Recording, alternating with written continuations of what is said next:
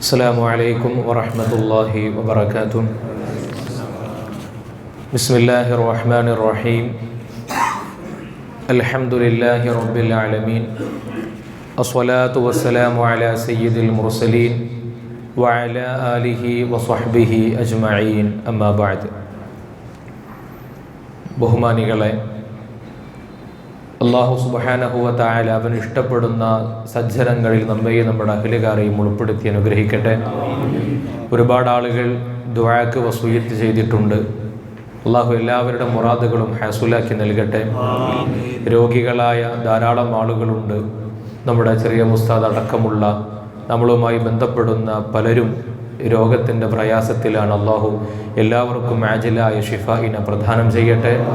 പരിശുദ്ധ റമളാനിനെ സന്തോഷത്തോടെ ആത്മനിർവൃതിയോടെ സ്വീകരിക്കാനും ഇബാദത്തുകൾ കൊണ്ട് ധന്യമാക്കാനും അല്ലാഹു തൗഫീഖ് നൽകട്ടെ.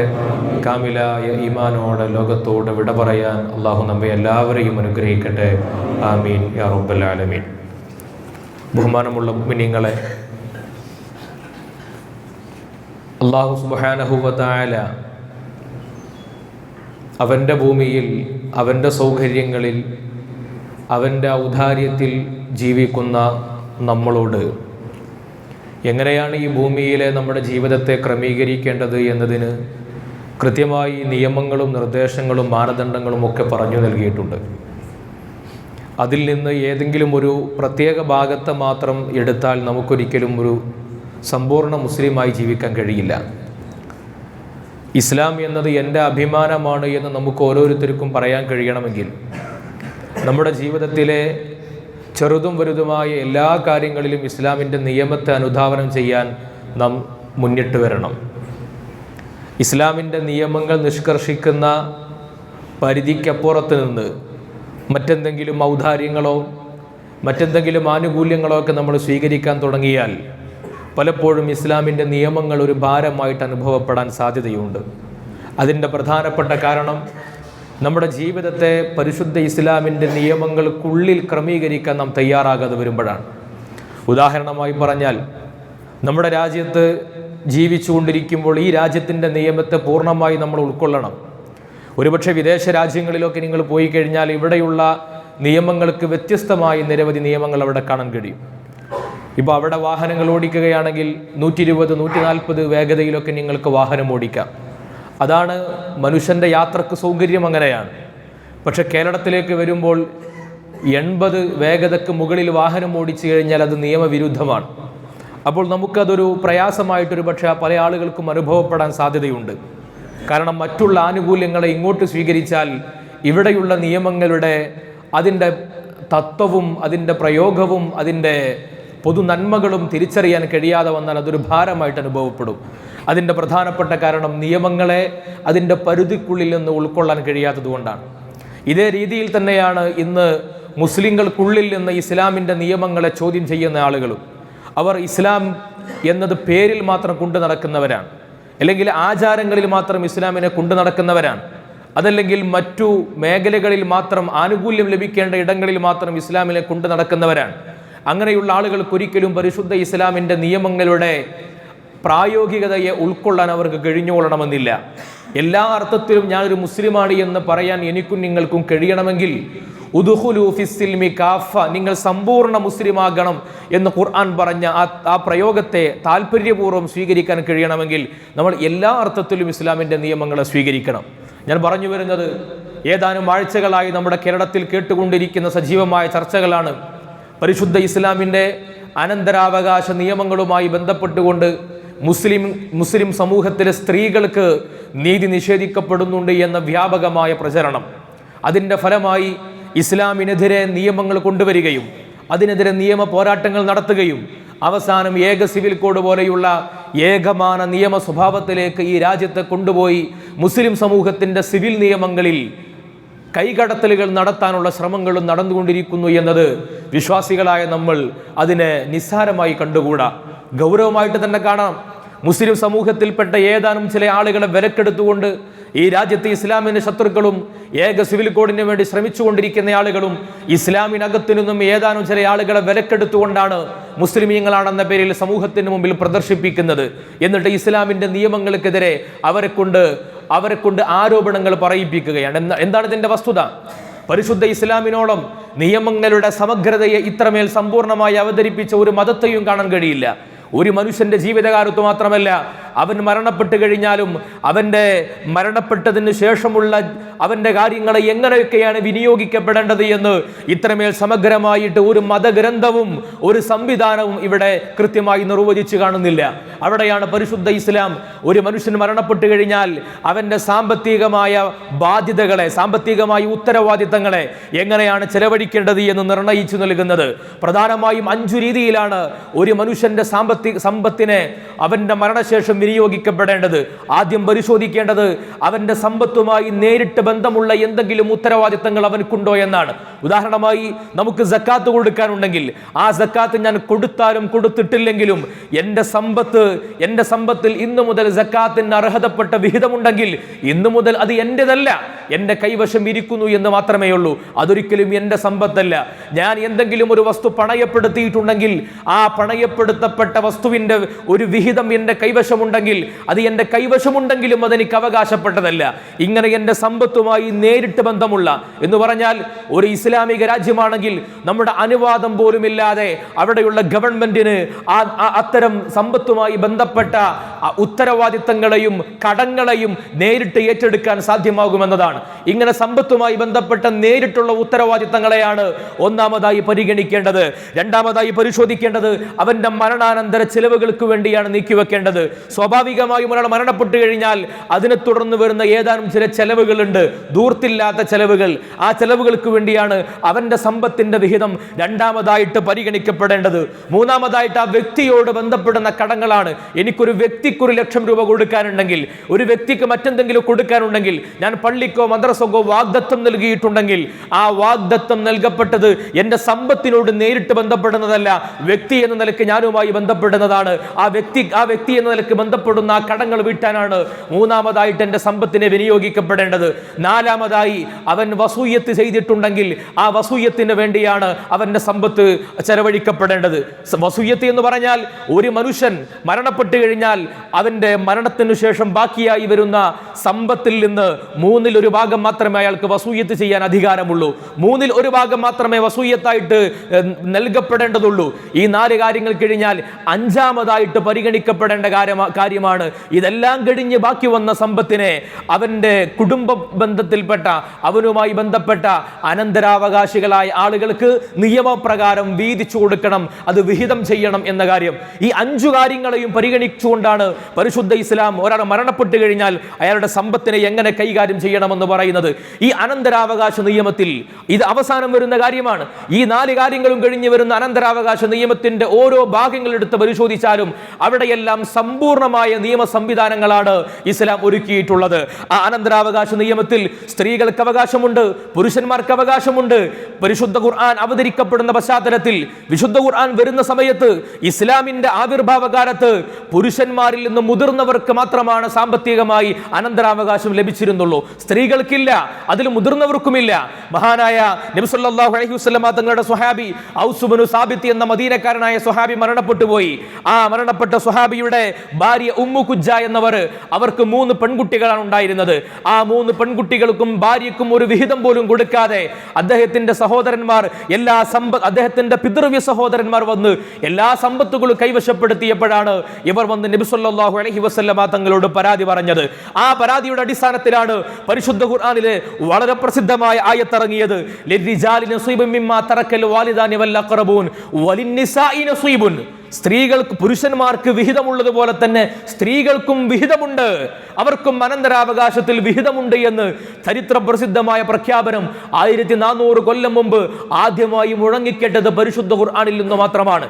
ലോകത്തെവിടെയാണ്, ഏത് കാലത്താണ് സ്ത്രീകൾക്ക് അനന്തരാവകാശത്തെക്കുറിച്ചുള്ള ശബ്ദങ്ങൾ നിങ്ങൾ കേൾക്കാൻ തുടങ്ങിയത്? 1848 വരെ.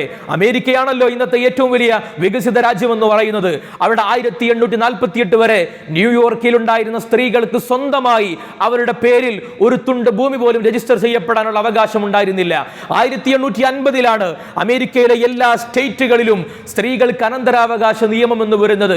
അതിനും ശേഷം എത്രയോ കാലം കഴിഞ്ഞിട്ടാണ് ഇന്ത്യയിലെയും കേരളത്തിലെയും ഒക്കെ ക്രൈസ്തവ സ്ത്രീകൾക്ക് അനന്തരാവകാശത്തിന്റെ വിഹിതങ്ങൾ ലഭിക്കാൻ തുടങ്ങിയത്. ഒരു മതഗ്രന്ഥവും സ്ത്രീകൾക്ക് അനന്തരാവകാശം നൽകണമെന്നതിനെ കുറിച്ച് ഒരു കാര്യവും ഇന്ന് വരെ പറഞ്ഞിട്ടില്ല. ഒരു മതഗ്രന്ഥത്തിലും നമുക്കിതുമായി ബന്ധപ്പെട്ട കാര്യങ്ങൾ കാണാൻ കഴിയില്ല.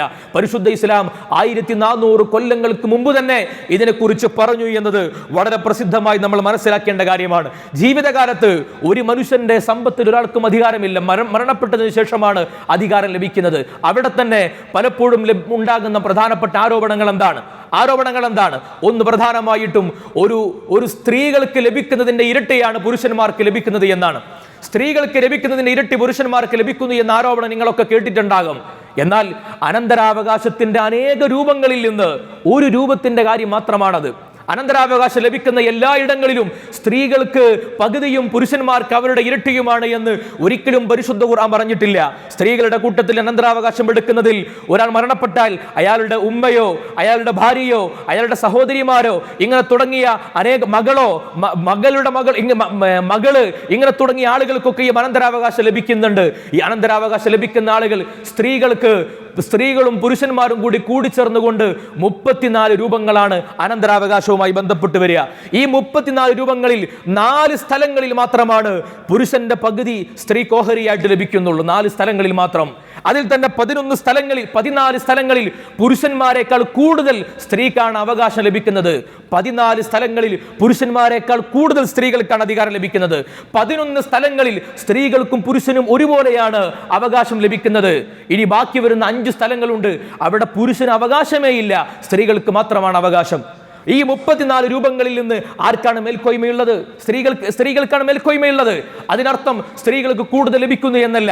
ഓരോ രൂപങ്ങളിലും അവിടെ ആർക്കാണോ പരിശുദ്ധ ഇസ്ലാമിന്റെ നിയമം അനുസരിച്ചുകൊണ്ട് അതിന്റെ തത്വം അനുസരിച്ചുകൊണ്ട് നൽകപ്പെടേണ്ടത് എങ്കിൽ അത് കൃത്യമായി വിഹിതം നൽകപ്പെടുന്നുണ്ട്. അനന്തരാവകാശം ഒരാൾക്ക് കൊടുക്കുന്നതിൽ ഇസ്ലാം കണ്ടെത്തുന്ന മാനദണ്ഡം എന്താണ്? പ്രധാനമായിട്ടും 2 മാനദണ്ഡങ്ങളാണ്. ഒന്ന് കുടുംബ ബന്ധം, മറ്റൊന്ന് അവരുമായിട്ടുള്ള വൈവാഹിക ബന്ധം. കുടുംബ ബന്ധത്തിന്റെയും വൈവാഹിക ബന്ധത്തിന്റെയും അടിസ്ഥാനത്തിലാണ് സമ്പത്ത് നൽകപ്പെടുന്നത്. ഇവിടെ ഒരാൾ മരണപ്പെട്ടു കഴിഞ്ഞാൽ അയാളുടെ മക്കളിൽ ആൺകുട്ടികളും പെൺകുട്ടികളും ഉണ്ടെങ്കിൽ ആ പെൺകുട്ടികളെക്കാൾ കൂടുതൽ ആൺകുട്ടികൾക്ക് ലഭിക്കുന്നുണ്ട് എന്നതൊരു വസ്തുതയാണ്. അത് 34 രൂപങ്ങളിൽ ഒരു രൂപം മാത്രമാണ്. അത് അങ്ങനെയുള്ള 4 രൂപം മാത്രമേ അവിടെയുള്ളൂ. ബാക്കി 30 രൂപങ്ങളും അതുപോലെയല്ല. അവിടെയൊന്നും സ്ത്രീകൾക്ക് ഒരു വിവേചനം ഉണ്ടാവുന്നില്ല. പിന്നെ എന്തുകൊണ്ട് ഇവിടെ ഇങ്ങനെ വന്നു? അതിന് കാരണമുണ്ട്. കാരണം സ്ത്രീകൾക്കൊരിക്കലും പരിശുദ്ധ ഇസ്ലാം സാമ്പത്തികമായി ഒരു ചുമതലയും നൽകിയിട്ടില്ല. സ്ത്രീകൾക്ക് പാർപ്പിടത്തിന്റെ ഉത്തരവാദിത്തമില്ല.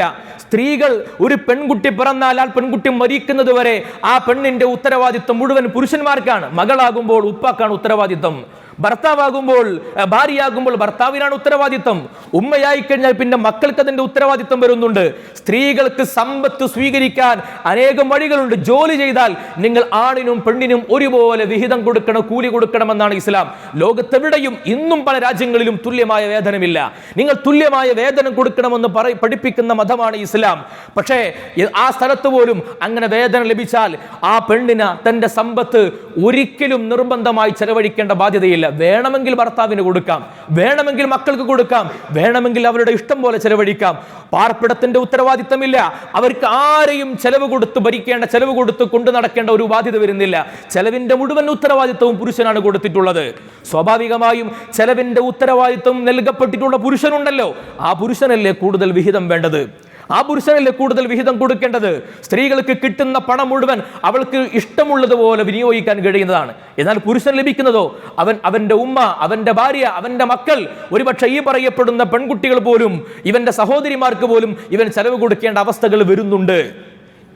ഒരു പെൺകുട്ടി, ആ പെൺകുട്ടിയെ നോക്കാൻ പിതാവില്ലെങ്കിൽ നോക്കേണ്ട ഉത്തരവാദിത്വം സഹോദരന്മാർക്കാണ്. സഹോദരന്മാരില്ലെങ്കിൽ സഹോദരന്മാരെ മക്കൾക്കാണ്. ആ ഉത്തരവാദിത്വം നിർവഹിക്കപ്പെടേണ്ട ആളുകൾക്കല്ലേ കൂടുതൽ വിഹിതം കൊടുക്കേണ്ടത്. ഇനി നിങ്ങൾ പറയൂ, സാമ്പത്തികമായി ഒരു ചുമതലയുമില്ലാത്ത ഒരു സ്ത്രീക്ക്, ഒരു ചുമതലയുമില്ലാത്ത പെൺകുട്ടികൾക്ക് പുരുഷന്റെ പകുതി കൊടുത്തിട്ടുണ്ടെങ്കിൽ അത് ഇസ്ലാം നൽകുന്ന മാന്യതയാണോ അല്ലേ? അതാ നമ്മൾ പരിശോധിക്കേണ്ടത്. അത് ഇസ്ലാം നൽകുന്ന മാന്യതയാണോ അല്ലേ? ഇനി എന്താണ് ഇവിടെ എതിർക്കുന്ന ആളുകൾ മുന്നോട്ട് വെക്കുന്ന ബദൽ പരിഹാരം എന്താണ്? ഒന്നുകിൽ പുരുഷൻ നിർവഹിക്കുന്നത് പോലെ ഉത്തരവാദിത്തങ്ങൾ സ്ത്രീക്കും നൽകണം, അതല്ലെങ്കിൽ മുഴുവൻ കാര്യങ്ങളും സ്ത്രീ തന്നെ നൽകി പുരുഷന് ഉത്തരവാദിത്വം ഇല്ലാതിരിക്കണം. ഈ രണ്ട് രീതിയിലും പരിഹരിക്കപ്പെട്ടാൽ അവിടെ ഏറ്റവും കൂടുതൽ പ്രയാസം അനുഭവിക്കേണ്ടി വരിക ആരാണ്? ഇവിടെയുള്ള സ്ത്രീകളാണ് അനുഭവിക്കേണ്ടി വരിക. എന്തുകൊണ്ട്? സ്ത്രീകൾക്കൊരിക്കലും പുരുഷന്റെ ശാരീരിക പ്രകൃതിയില്ല. നിങ്ങൾക്ക് ഓർമ്മയിൽ ഒരു കാലത്ത് കേരളത്തിലെ സ്ത്രീകൾക്ക് തെങ്ങ് കയറ്റത്തിന്റെ പരിശീലനം കൊടുത്തിരുന്നു. നല്ല ഫോട്ടോകളൊക്കെ വന്നിരുന്നു, ഒരുപാട് അതിനുവേണ്ട സഹായങ്ങൾ കൊടുത്തു. പിന്നെന്തുണ്ടായി? നമ്മൾ കാണുന്നില്ലല്ലോ. അങ്ങനെയുള്ള ഷീ ടാക്സി വന്നു, ഓട്ടോ ഓടിക്കുന്ന വനിതകൾക്ക് പ്രത്യേകമായി ഫണ്ട് നൽകി കൊടുത്തു അവരെ യോഗ്യരാക്കാൻ വേണ്ടി. പക്ഷെ എന്തുണ്ടായി? വർഷങ്ങൾക്ക് ശേഷം അതൊന്നും പ്രയോഗതലത്തിൽ വരുന്നില്ല. കാരണം സ്ത്രീകൾക്ക് ഒരുപാട് പരിമിതികളുണ്ട്. അവിടെയാണ് ഇസ്ലാം പറയുന്നത് സ്ത്രീകൾക്ക് നിർവഹിക്കപ്പെടേണ്ട ചുമതലകൾ വീട്ടിൽ അനേകമുണ്ട്, ധാരാളം ചുമതലകളുണ്ട്. ആ ചുമതലകൾ നിർവഹിക്കുന്ന സ്ത്രീയെ രാജ്ഞിയെ പോലെ പരിചരിക്കേണ്ട ചുമതലയാണ് ഭർത്താക്കന്മാർക്കുള്ളത്. ആധുനിക ലോകം എന്താ ചെയ്തത്? ഈ സ്ത്രീയെ പറഞ്ഞു പറ്റിച്ചിട്ട് ജോലിക്ക് പറഞ്ഞയക്കുന്നു, എന്നിട്ട് സ്ത്രീ എടുക്കുന്ന ജോലിയുടെ വിഹിതം ഇവൻ കൈപ്പറ്റുന്നു. അങ്ങനെ കൈപ്പറ്റുന്ന പുരുഷന്മാർ യഥാർത്ഥത്തിൽ അവരാണ് ഈ സമൂഹത്തെ ഈ അധപ്പതനത്തിലേക്ക് കൊണ്ടുപോയി എത്തിച്ചത്. അവരിൽ നിന്ന് ലഭിക്കുന്ന ഭിക്ഷയാണ് യഥാർത്ഥത്തിൽ പുരുഷൻ സ്വീകരിക്കുന്ന വിഹിതങ്ങളൊക്കെ അവരുടെ ഭിക്ഷയായി സ്വീകരിക്കുന്നതാണ്. പരിശുദ്ധ ഇസ്ലാം വളരെ മനോഹരമായിട്ടാണ് ഈ ഒരു സന്തുലിതാവസ്ഥയെ കൊണ്ടുപോയത്. മറ്റൊരു പ്രധാനപ്പെട്ട ആരോപണമാണ് പെൺകുട്ടികൾ മാത്രമാണെങ്കിൽ മരണപ്പെട്ട ഒരാൾക്ക് ആൺകുട്ടി മാത്രമേ ഉള്ളൂ എന്ന് വെക്കുക എങ്കിൽ അവിടെ ആൺകുട്ടികൾക്ക് സമ്പത്ത് മുഴുവനും ലഭിക്കും. പക്ഷെ പെൺകുട്ടികളാണെങ്കിൽ അവർക്ക് അല്പമേ ലഭിക്കുകയുള്ളൂ. അത് കഴിഞ്ഞാൽ പിന്നെ ബാക്കി ഇയാളുടെ സഹോദരന്മാരുടെ മക്കൾക്കൊക്കെയാണ് ആ വിഹിതം ലഭിക്കുന്നത്. ഇതിനെയാണ് വിമർശിക്കപ്പെടുന്നത്. ഇത് എന്തുകൊണ്ടാണ് വിമർശിക്കുന്നത്? എന്തുകൊണ്ടാണ് ഈ വിമർശനം ഉന്നയിക്കുന്നത്? പെൺകുട്ടികളെ പരിചരിക്കണം, സംരക്ഷിക്കണം എന്ന ഉത്തരവാദിത്തത്തെ കുറിച്ച് ആലോചനയില്ലാത്തത് കൊണ്ടാണ്. എന്തുകൊണ്ടാണ് ഇസ്ലാം അങ്ങനെ പറയാനുള്ള കാരണം? ഒരാൾ മരണപ്പെട്ടു കഴിഞ്ഞാൽ ആ മരണപ്പെട്ട വ്യക്തിക്ക് ഒരു പെൺകുട്ടിയേ ഉള്ളൂ എങ്കിൽ ആ പെൺകുട്ടിക്കാണ് പകുതി സമ്പത്ത് ഉണ്ടാവുക. പകുതി സമ്പത്തോ പെൺകുട്ടിക്കാണ്, ബാക്കിയാണ് പിന്നെ സഹോദരങ്ങൾക്കോ മറ്റോ പോകുന്നത്, പിതാവിനോ ഇല്ലെങ്കിൽ സഹോദരങ്ങൾക്കോ. എന്താണ് പറയാനുള്ള കാരണം? ഞാൻ മരിച്ചാൽ എൻ്റെ പെൺകുട്ടിയെ പരിചരിക്കേണ്ട ചുമതലയാർക്കാണ്? ഒരു പെൺകുട്ടിക്ക് സമ്പത്ത് മുഴുവൻ കിട്ടിയത് കൊണ്ട് സംരക്ഷണം സ്വയം കൊണ്ടുനടക്കാൻ കഴിയില്ലല്ലോ. ചുമതലയാർക്കാണ്? സഹോദരങ്ങൾക്കാണ്. പിതാവില്ലെങ്കിൽ സഹോദരങ്ങൾക്കാണ്, എൻ്റെ സഹോദരങ്ങൾക്കാണ്. ഈ പെൺകുട്ടിയെ കെട്ടിച്ചയച്ചു, ആ കെട്ടിച്ചയച്ച വീട്ടിൽ നിന്ന് വിധവയായിട്ട് വന്നാൽ, ഒരുപക്ഷെ ഭർത്താവ് മരണപ്പെട്ടോ മറ്റു വിധവയായിട്ട് വന്നാൽ ആ വിധവയെ സ്വീകരിക്കേണ്ട ചുമതല ഇസ്ലാം പറയുന്നത് ഒന്നുകിൽ എൻ്റെ പിതാവിനാണ്, ഇല്ലെങ്കിൽ എൻ്റെ സഹോദരങ്ങൾക്കാണ്. എൻ്റെ സഹോദരൻ ഇല്ലെങ്കിൽ എൻ്റെ സഹോദരന്റെ മക്കൾക്കാണ്. ഈ പെൺകുട്ടിയുടെ മകളെ കെട്ടിച്ചയച്ചു, ആ മകൾ വിധവയോ അനാഥരയോ ആയി കഴിഞ്ഞാൽ, അളിയൻ മരണപ്പെട്ടു അനാഥയായി കഴിഞ്ഞാൽ അവരെ പരിചരിക്കേണ്ട ഉത്തരവാദിത്വം പുരുഷനാണ്, കെട്ടിച്ചു കൊടുക്കേണ്ട ഉത്തരവാദിത്വം സഹോദരനാണ്. ഇങ്ങനെ ഈ പെൺകുട്ടിയുടെ സംരക്ഷണത്തിന്റെ ഉത്തരവാദിത്വം മുഴുവൻ ഏൽപ്പിക്കപ്പെട്ട ഈ സഹോദരങ്ങൾക്കും പിതാക്കൾക്കും ഒന്നും കൊടുക്കേണ്ടതില്ല എന്ന് പറയുന്നതല്ലേ നീതികേട്? എത്ര മനോഹരമായിട്ടാണ് ഇസ്ലാം ഇതിനെ വിഭാവനം ചെയ്തിട്ടുള്ളത്. ഇത് വിശദീകരിക്കുകയാണെങ്കിൽ ഇനിയും അനേകം പറയാനുണ്ട്. നമുക്ക് പറയാനുള്ളത് ഈ നിയമത്തിൻ്റെ സ്വഭാവത്തിൻ്റെ ഈ വിശദാംശങ്ങളെക്കുറിച്ച് വിശദമായി നിങ്ങൾ വിശകലനം നടത്തി കഴിഞ്ഞാൽ, വിശദാംശങ്ങൾ പരിശോധിച്ചു കഴിഞ്ഞാൽ പരിശുദ്ധ ഇസ്ലാമിനോളം ഇത്രമേൽ മനോഹരമായി ഈ നിയമങ്ങളെ സംവിധാനിച്ച ഒരു വ്യവസ്ഥിതിയും കാണാൻ കഴിയില്ല. കാരണം അള്ളാഹുവാണ് പരിശുദ്ധ ഇസ്ലാമിൻ്റെ നിയമങ്ങളുടെ നിർമ്മാതാവ്.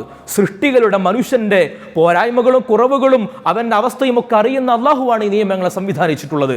അതിനെ ഉൾക്കൊണ്ടുകൊണ്ട് ജീവിക്കുക, മറ്റു അവസരങ്ങളിലേക്ക് തലകൊടുക്കാതിരിക്കുക, അതിനെതിരെ വരുന്ന നീക്കങ്ങളെ നിയമപരമായി നേരിടേണ്ടവർ അങ്ങനെ ചെയ്തുകൊള്ളും. അല്ലാത്തവർക്ക് പ്രാർത്ഥനാപൂർവം ഈ നിയമ സംവിധാനങ്ങൾ ഇവിടെ നിലനിൽക്കാൻ വേണ്ടി അള്ളാഹുവിനോട് ദുആ ചെയ്യുക. അള്ളാഹു സ്വീകരിക്കുമാറാകട്ടെ. എല്ലാ ശത്രുക്കളുടെ പ്രതിസന്ധികളിൽ നിന്നും, എല്ലാ വഞ്ചനകളിൽ നിന്നും, ചതിപ്രയോഗങ്ങളിൽ നിന്നും അള്ളാഹു നമ്മുടെ ഉമ്മത്തിനെ കാത്തുരക്ഷിക്കട്ടെ.